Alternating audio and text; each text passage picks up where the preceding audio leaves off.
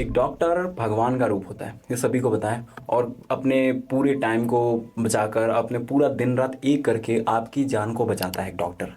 लेकिन उसी डॉक्टर के साथ हमारे इंडिया में हो क्या रहा है?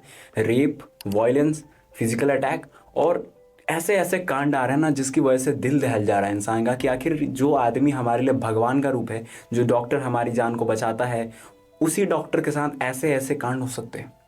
कोलकाता के एक आरजे कर कॉलेज की एक बात है, जहाँ पे एक हाफ ड्रेस्ड और अनड्रेस्ड लड़की की डेड बॉडी मिलती है, जो कि पता चला है कि वो एक पोस्ट ग्रेजुएट लड़की थी। अब मैं उसका नाम तो नहीं ले सकता लीगली, और ना ही उसका फ़ोटो दिखा सकता हूँ, बट अब मान लेते हैं उसका नाम जो है डॉक्टर एस था।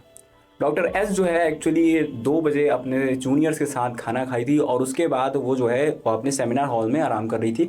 36 घंटे लगातार काम करके वो थक गई थी, जिसकी वजह से उन्हें आराम चाहिए था। फिर बाद में जब अगले दिन जब लोग जाते हैं उसके अंदर, तो उनका एक लाश मिलता है, पोस्टमार्टम रिपोर्ट आती है। उसके बाद पूरे देश का दिल दहल जाता है कि कोई आदमी ऐसा कैसे कर सकता है किसी डॉक्टर के साथ। वो भी पता चलता है कि उस लेडीज़ के साथ रेप, उसके साथ फिजिकल अटैक, उसके साथ शरीर पर ऐसे ऐसे निशान मिले हैं, जिसकी वजह से दिल दहल जाए। उनके घर वालों को बताया गया कि एक सुसाइड का मौत है। We went and as a team, IMA went and met the parents. We were shattered. They are totally helpless. They have lot of things to say about how the incident was not informed to them for many hours. And even when they came, the principal did not meet them for 3 years. He has not met them so far. But जब postmortem आती है तो पता चलता है कि नहीं, ये तो भाई एक मर्डर है। और उसके शरीर में मुंह से, नाक से, आँख से और उसके प्राइवेट पार्ट से खून निकल रहे थे, और उसके नाक, आँख, बेली, फिंगर्स, सब के सब स्क्रैचेस थे। यानी कि उनको रगड़ा गया था, इस तरह से पकड़ा गया था कि वो बोले ना, और उसको बहुत गंदे तरीके से पीटा भी गया था।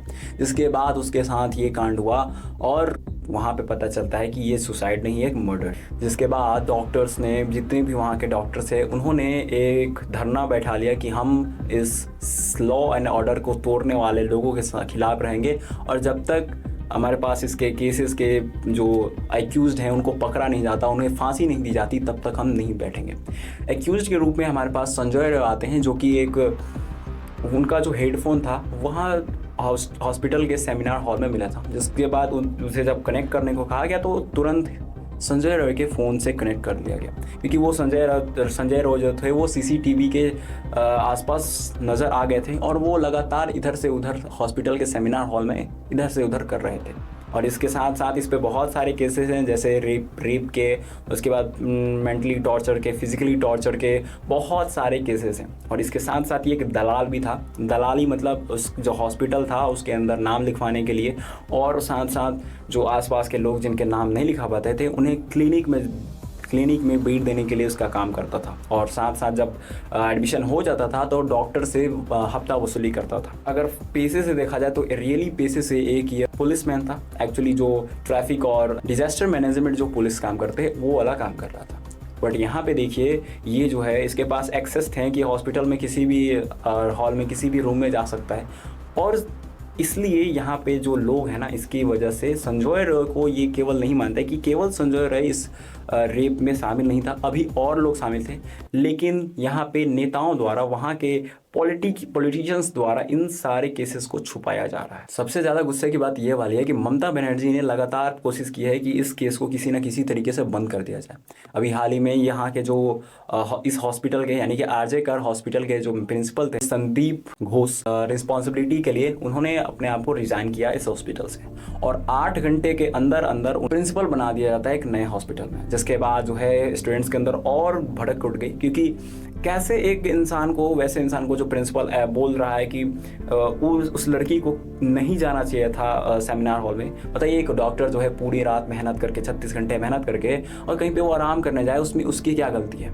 और इंसान जो है वो ऐसा गिर गया है कि ये इंसान बोल रहा है कि वो लड़की को उसमें जाने की क्या ज़रूरत थी। जिसके बाद हाई कोर्ट ने इस केस को पकड़ा, और उसके बाद इन्हें हमेशा के लिए ही घर पे बैठा दिया कि अब ये कभी भी प्रिंसिपल बन ही नहीं सकते।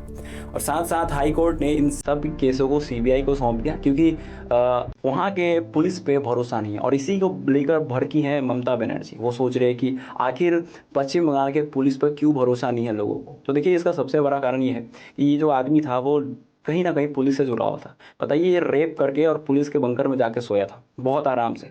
हो सकता है, मतलब कोई भी खूनी हो, वो जब मर्डर करता है तो वो भागता है, और ये बंदा जो है मर्डर करके, रेप करके और आराम से जाके सो रहा है। इसका मतलब है कि इसके पहले भी और सारे हो चुके हैं।